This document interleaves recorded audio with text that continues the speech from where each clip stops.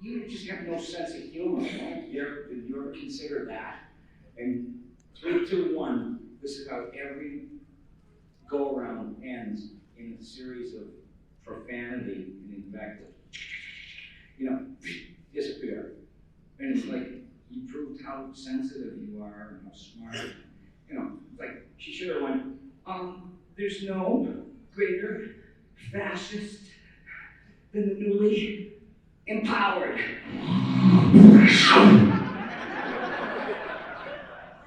I don't know about that. I just know that I do. I don't know about that. I just know that it does seem like, I mean, I think swear words on social media can be pretty great to use and throw around. So that's my comment. But you get desensitized to too much of anything. You know, you're numb to it. Mm-hmm. It's well, let's take an audience question. Hi.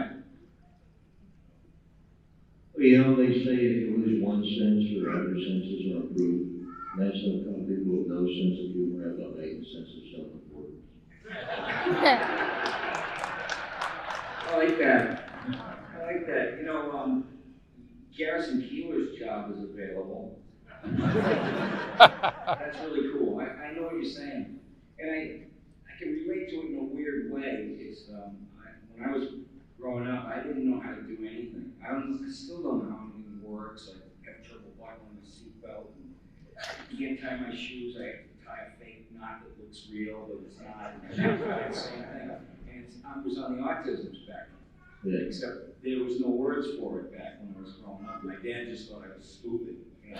So he beat the crap out of me. Sensory processing issues. What's that? Like sensory processing issues. Well, I withdrew. I was nonverbal, but if I was role playing, I was beyond verbal. You know, I was like a talking machine. I look at the Italian word, you know. And I talked to my aunt, and she said, "You were a weird kid. You know, no one knew what to do with me." And I just wasn't cut out. I wasn't cut out for going to school. I hated school. I used to get physically ill thinking about sitting in the classroom. And you know, and kids are cruel. It might be cool to be a geek now, but it wasn't 65 years ago.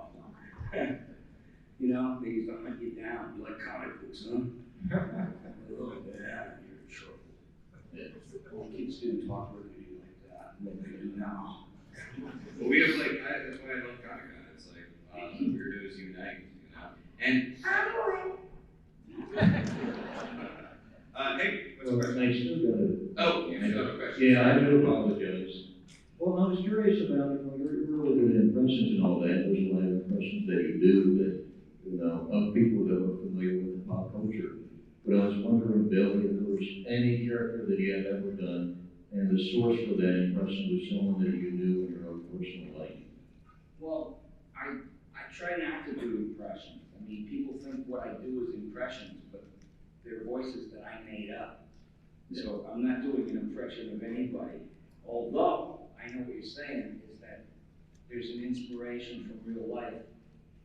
But say, like on Futurama, they asked me to come in and audition and read for these beautiful drawings. So Matt Groening was sitting there and David X. Cohen. They're showing me photos. Oh, no pressure. You know, they all got together and worked on this thing and developed it. And then they go, "What would you do?" Okay. So I see this picture of the protagonist, Philip J. Fry, and all I could think of was how I sounded when I was 25 years old. I was all whiny and nasally and complaining, you know, and I was in a band. "Oh man, I broke a string. Now what the hell am I going to do?" You know. Right out of my youth, you know, and I would say, "Oh, the amplifier blew up. We don't have FM roadies, you know." I was just me, and I wanted Fry to be a project for a girl, like I was. You know, I was a project. It was like, you know, why do you have to dress like, you know, you could do a lot better. What's with the hair, you know? And I liked that idea that he would project that type of neediness to somebody like Leela, who would say straighten up, you know, or trying to help him. Yeah. But that's that's how that voice came about. That was, and then there's somebody like Dr. Zoidberg. He was, it's two actors in show business. One of them was an MC, and he used to host comedy shows in something called vaudeville, which was a million years ago, turn left, before there was television. And he would come out and he would say, "Good evening, ladies and gentlemen." And for some reason people then thought that was funny. But he would say, you know the definition of a smart ass? A fellow that considered an ice cream cone and later a flavor of it.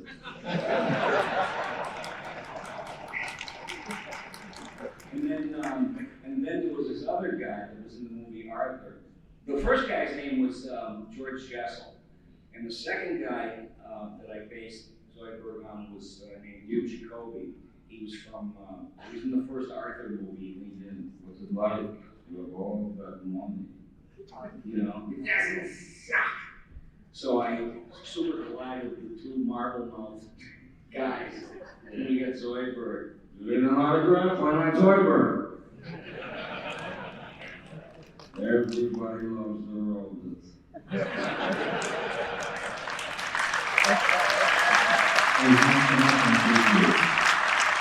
Thank you.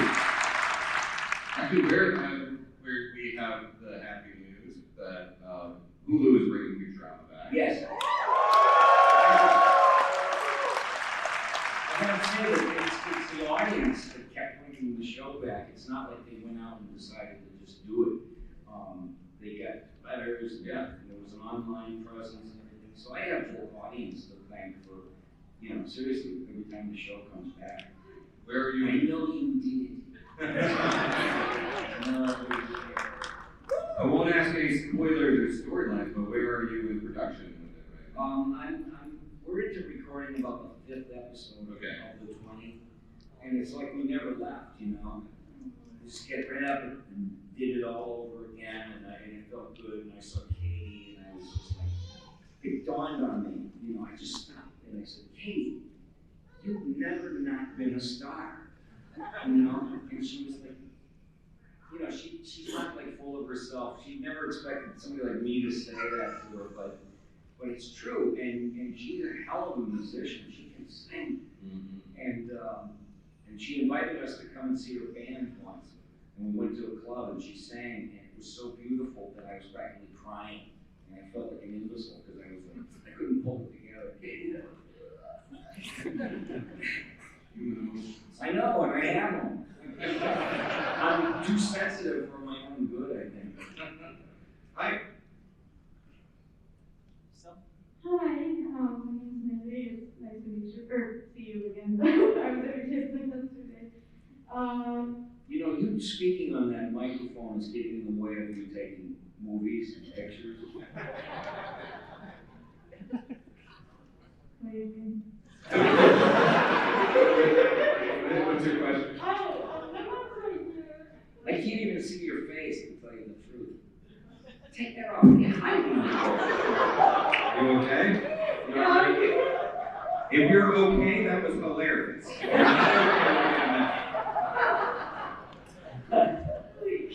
Geez, I'm sorry that happened. Right?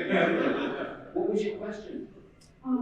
So we all know that Ren Stimply's the more good-hearted one, and Ren is more crack-headed, I guess. But I'd like to know if deep down Ren loves Stimpy just as much as Stimpy loves Ren. Did you get that as you do? Yes, I think it's tough love. That's what I think. Happy, happy, joy, joy. He's so happy and everything, and Ren is the quintessential a-hole. You shut up, you fool! That's it, so kill you! Yeah! You! Thank you.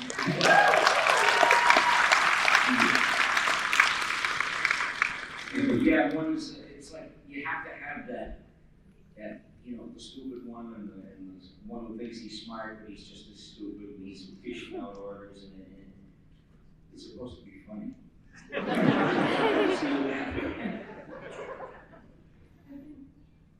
Yep, but I think one line that stuck with me was the episode where they get sewn together. A bit before that, Ren's leaving Stimpy for some reason I don't quite remember.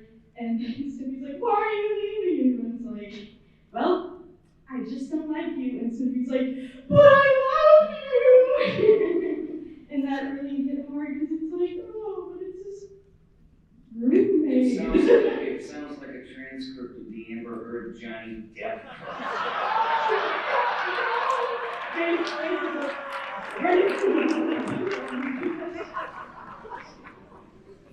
Ain't love grand? Love would be so easy if just any piece of carbon would do. Thank you for your question. Thank you. Thank you so much. Have a wonderful weekend. Thank you. But seriously, you're okay. That mic didn't, hurt you or anything. Okay, good. Okay, so we're going with the later. Okay. Thank you. Hi. Hi.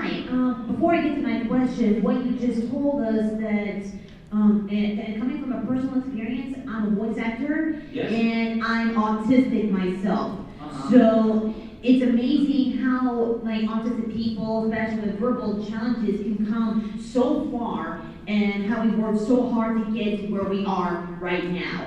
And I thank you for that. Oh, And thank you. Thanks.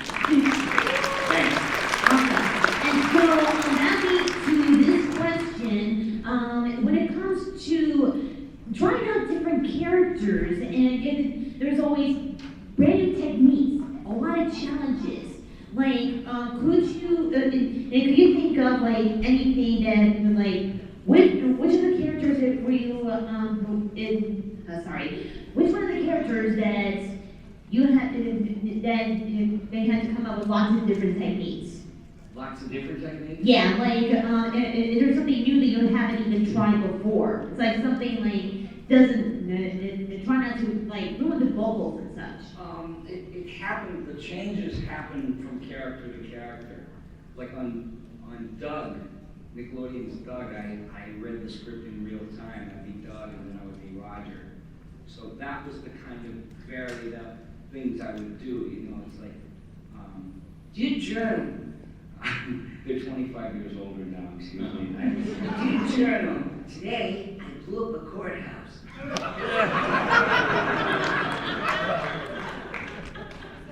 It's in court, it's the Honorable Judge Roger Glotz. All rise! Oh, look who it is. It's funny. I knew you'd come in here one day funny, and I'm gonna clobber you. You get loser written all over your face, and it's even spelled wrong. Guilty, guilty, guilty. Oh, no. Yeah, you never know how they're gonna turn out. All the guys who beat me up, they're either dead or in jail or became cops. I don't know. The dark and gritty Doug. I would watch that. Well, they are older. There's no guarantees. Somebody's gonna animate that bit. And if there's any animators here, Yeah. you got the dialogue track. Yeah. So yeah, it's that kind of stuff where I did a lot of changing up. Some voices are just gruff and gravelly, and others are sweeter. Some are pure. Like the gravelly voices are one time I got hired from Fox to do Popeye, and it was it's two voices at once. It's a high voice and a low voice, and it took me forever to figure it out, because when I was a kid, we all used to do it, but we all sucked, and no one could figure out how does that guy do what he does? And I saw a film called Genghis Blues. It was about tuba and throat singers, and they had this way of doing a buzz that sounded high pitched, and then it was low pitched, and it was insane. It was psychedelic, and I listened to it, and it was like,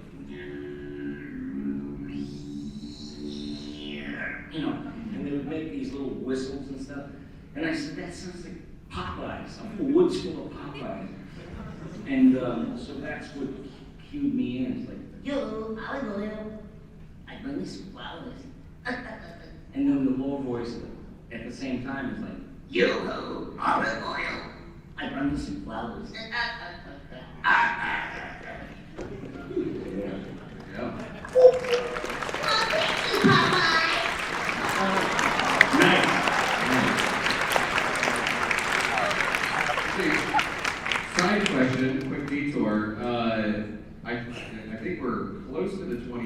anniversary of Comic Book the Movie. Really?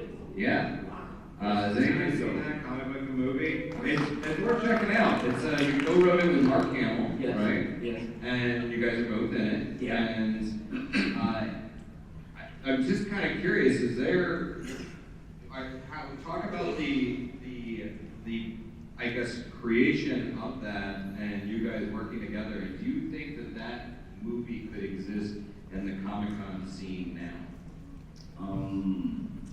Well, I think the Comic-Con scene is like tripled in its dimensions.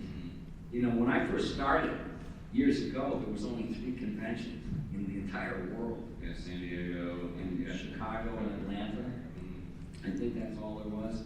And I would do them and they didn't see the point of having a voice person. Like, what do we need that for? You know, and so I kind of kicked the door down for everybody else that followed. And I'm glad, you know, because it gave them all great opportunities to go meet people and, you know, have fun. And, but the Comic-Con seemed to be a perfect place to film any type of entertainment. You know, it's just that it was a documentary, a mockumentary. We were pretending, you know, but we were making up everything as we went along. And that's how it worked. Didn't have much planning.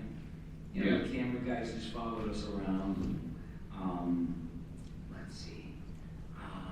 Because it's kind of like it was filmed in 2002. It's like, it's this moment in time before the 2007 era where Iron Man and Robert Downey Jr. radically altered what San Diego Comic-Con was going to be and everything after That's that. true. But you got to remember, it was a scene that was originated by disenfranchised, disenfranchised kids, you know, people on the spectrum, Asperger's. You know, it's like there were people that felt like they had to create their own world to go have fun and to be with each other. And then all of a sudden it got so popular and out of control, and then all of a sudden the slick Hollywood types start showing up at the cons. You know, yeah, I like Batman. Yeah, I like my Armani suit. You know, and so it kind of like started expanding. But it's pretty much everybody that I meet at these shows, I brag about it. I say how nice and how great everybody is and in the spirit of this thing. You know, honest to God. I'm not just saying that, I really mean it. And I look forward to doing these because I get to talk to everybody. But yeah, that Comic Book the Movie, there was a scene in it where, you know what, I can't even describe it. It's rather rude. I know what you're talking about. They were outtakes. Yeah. Well, check it out if you guys haven't seen it. Yeah. You got Billy, you got Mark Hamill, you got Kevin Smith, Bruce Campbell, like basically those guys that were stalwarts of the con scene before the modern era of it. Yeah. It's kind of a cool time capsule in a way, you know? Yeah, it is. Hello, so kind of related to that, I really love the documentary I Know That Voice. Yes. And sadly, it's like almost a decade old now, so some things seem to be a little different. And one thing that comes to mind would be social media, since a lot of you are on like Twitter or TikTok. So how has that changed your personal life? Like, do you get recognized more, or is it about the same? You know, every time somebody brings this up, there's this tinge of foreboding, like don't F up, or your life is over. I've always enjoyed, you know, I had a website, and everybody that used to come on it was great, and there was a forum and everything, and then these horse flies started showing up. You know, they're gonna ruin everything for everybody, and you have to shut down because you just can't, you know, you don't want to deal with it. You couldn't just get rid of somebody back then. You had to have a tech come in and go, okay, you gotta whisper offline, and then lock them out, you know, it was a whole technique. But, well, everything has changed. Everything changes. The pandemic changed social media. And the pandemic changed how people work and how they live. you know, it's like evolution in a way. It's horrible that it happened, but I have a feeling that it's here to stay in some form or other because there's so many people up top that are making so much money. Oh, wait a minute, you mean there's a virus that comes around every now and then and kills millions of people and then it goes away because we give them medicine and put them in the hospital and then another one comes along and it's like, whoopee! You know, they're wringing their hands with joy because there's so much money to be made. Disaster capitalism, they call it. Yeah.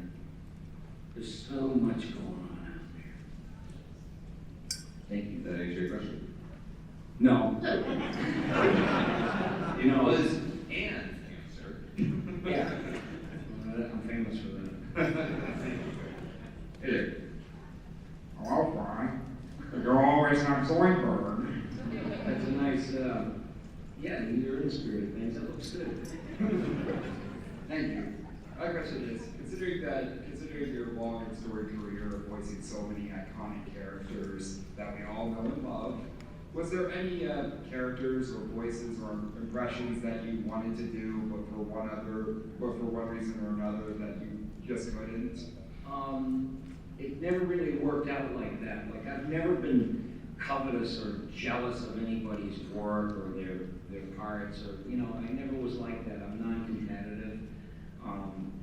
But there was a show, Invader Zim, and I did the pilot episode. I was hired to do the pilot, which sold the show. And then they brought in Richie Horvitz, who was a really, you know, great guy, beautiful guy, and super talented. And, you know, he did the show, and I was like thrilled because I love that guy. I'm a fan of his. You know, he just has these chambers, and he can sound like he has pleurisy. I mean, he can do anything really, and I just loved his approach. So I wasn't wishing I could have done that.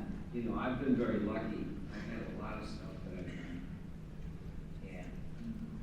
Vince should contact you so you and him could be on Hello Boss. Was that?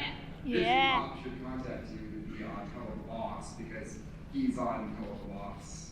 So the two of you could be on the same show. Well, you think? Yeah, that'd be amazing. Make it happen. Do you have an agent contact? If I make this deal work, do I get 10% off of this? Two agendas. Two for the price of one. Thank you. Thanks very much. Thank you so much. What about a voice that because of either it pushed you to a vocally uncomfortable place, or maybe you just kind of didn't like it, but you did it for a job? Any voice that you were so happy to retire and set aside when you were done with the gig? I wouldn't let anything beat me. Like when I first started doing Ren Stimply in '92 or something like that, I used to do the sessions and I'd call home. I was married then, and I used to go, wow, I don't think I'm gonna be able to do this cartoon. I blew my voice out. It's not coming back. You know, I was wrecked. And then I didn't realize that I was more resilient than I thought, and the next day I was okay. But I said, I can't let this beat me. I gotta figure out a way to scream and yell without ruining myself. Right. So yeah, it's a matter of like mind over matter. Like where there's a will, I would not let anything beat me. You know? Mm-hmm. Yeah. So I said, I'll just take that stupid voice and, you know, leave us alone. Leave us alone.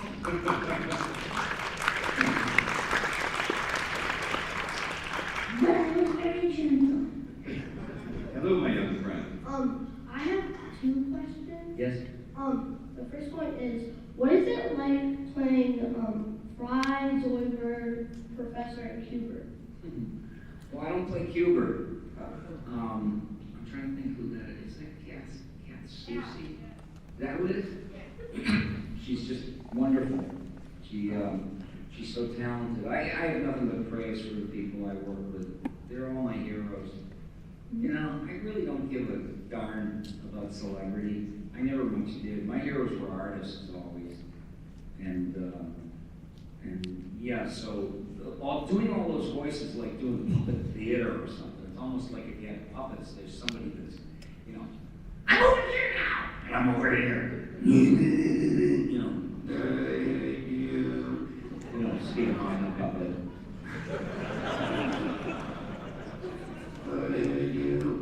You suck. No, I don't. I thought you were a science head. I am. But you still suck. Give me that. Boy, that's dark. Where did that come from? But yeah, that's the idea. It's like you never know what they're going to throw at you. I have things that I know I'm going to be doing, but some new character might pop up in the script and we'll jump for it, you know, like who wants to try it? And that's how I wound up doing Nixon's head. You know, like when I was 18, I got drafted in 1970 or something, and I was going to go to Vietnam, and I had the flattest feet, and I had hypertension, so I couldn't get in. So I was classified for 4F or something.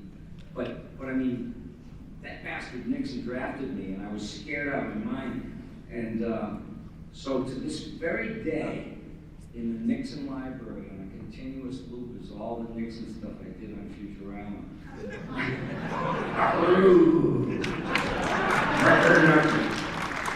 And the thing is the writer said to me, why do you say like Aru? What does that have to do with anything? And I said, you don't like it? And they go, no, we love it. We just don't know why you do it. And I said, because when I was a kid, Nixon and Kennedy were the first televised presidential debate ever. And Nixon, well, let's say Kennedy looked like a game show host.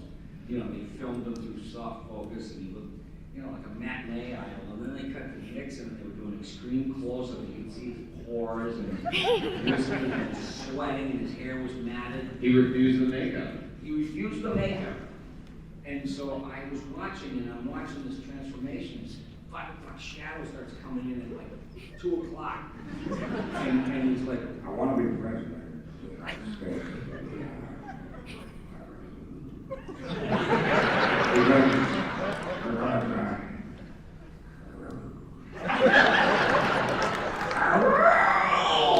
I said, Mom, he's turning into a werewolf. You can see him on live TV. No, because that's what it reminded me of the horror movies when the werewolf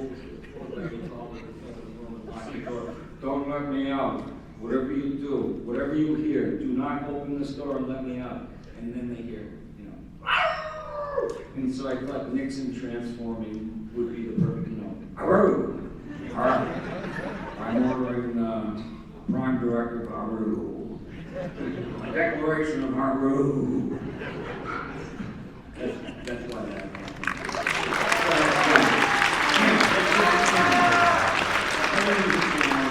What's your name, my young friend? What's your name? My name is Elliot. Elliot. Hi, Elliot. I like that you just gave Elliot a whole history lesson about Nixon and Vietnam. How old are you, Elliot? 11. 11? Yeah. He doesn't need to worry about all that junk. That happened. He's got a handful now to worry about. Do you know who Nixon is? Yeah. Okay, well, there you go. You better know. And my second question is, I'm Porter. the new season of Futurama, is it going to be like the original first 10 seasons? Yeah, you won't be disappointed. I mean, it's Because they ended the series on the last episode no, of it was season a 10. perfect ending. You're gonna go in. No, you'll be very happy. Don't worry, I'm Elliot. laughing again, like I never laughed before, because that was the place where we could screw around and we did a lot of messing around in between takes that they did, and you know, it was just I was sore from laughing because it was so funny. All right. Thank you. Thank Sure. you. Thank you, Elliot. We have time for probably 2 more questions, okay? Right. Thank you. I feel like during the course of all the seasons of Futurama, we've answered the question of, does Fry deserve Leela? My question to you is, do you think Leela deserves Fry?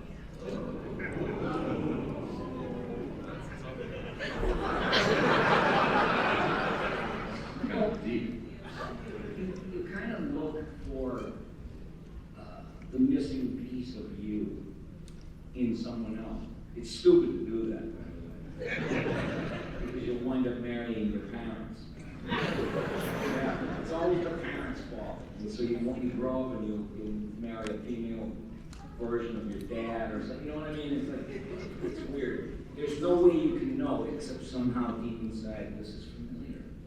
This is familiar, you know? And I think, well, she's a lot of things that he's not, you know, he pretends to be, you know, ready for fight and combat ready, and she's born to do it. And I think she, you know what I think? That she would protect him. That's why they probably need each other. And she probably feels vulnerable because he's harmless, really. He's got a good heart, has trouble expressing himself. You know, they fry, her beer makes you stupid. No, it doesn't. Yeah, he has a little trouble now and then, but we all do. Thanks. Thank you.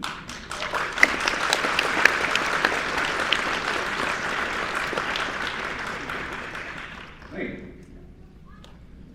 Hello, Mr. West. It's an honor to meet you. Thank you. As a fellow Bostonian on the opposite spectrum of empathy, growing up watching Doug as a kid and nerdy stuff like video games and stuff. Earlier in your career, you used to perform at comedy clubs. And did you perform at a little club called Stevie B's, run by a couple named Peggy Ovid and Stephen Francis Vidaria? Yes, I did. I remember it. It was up north somewhere, like Lowell or something. Yeah, it was in Lowell building. I had no act. I throw shit against the wall and hope it stuck. And you know what? Some nights it would be brilliant. And then the next night I'd go to hell in a twisted metal fireball. Because you can't replicate the emotional resonance from one audience to another. And there's no such thing as a bad audience, there's bad fit. You know, you might be a bad fit for that audience, the audience might be, you know, vice versa. But yeah, I remember Stevie D's. This was when the skinny ties, Oh, the rolled up sleeves, you know. How many people here had to fly? You know? Ever notice everything? I don't know. You picture the brick wall behind you. Yeah. That's a very specific question. I like that. Why? Yeah, how on earth would you even know that? I don't know if you were born. I've heard of you from my mom. I happen to be his third son. Oh. How do you like that? What are you doing down there? You still Benson's son? Wait, what? Do you live here now? Yeah, I live in Florida now. Okay. Well, please give my best to your parents. Thank you so much. I will. Thank you. Good on you. That's a solid memory that you pulled after doing a lot of clubs. Well, I was on, I went on a Tonight Show one time with Jay Leno, and we talked about these clubs on Route 1 in Saugus back in the old days when there was no, like, comedy clubs. It was called interrupting somebody's dinner. Yeah. Show up and the spotlight would come on and everybody's eating, and it's like, you know, hiya, how you doing? You know, how do all these people get in my room? You know, shit like that. And they would be intrusive, but you lived and died by those performances, and it was like, well, anyway, Jay played all those places. He worked his way from the ditch, you know, all the way up. And we both played a club called, oh God, what was it called? The Silver Dollar or something. And he goes, yeah, I play that. Yeah. Nobody did stand-up comedy.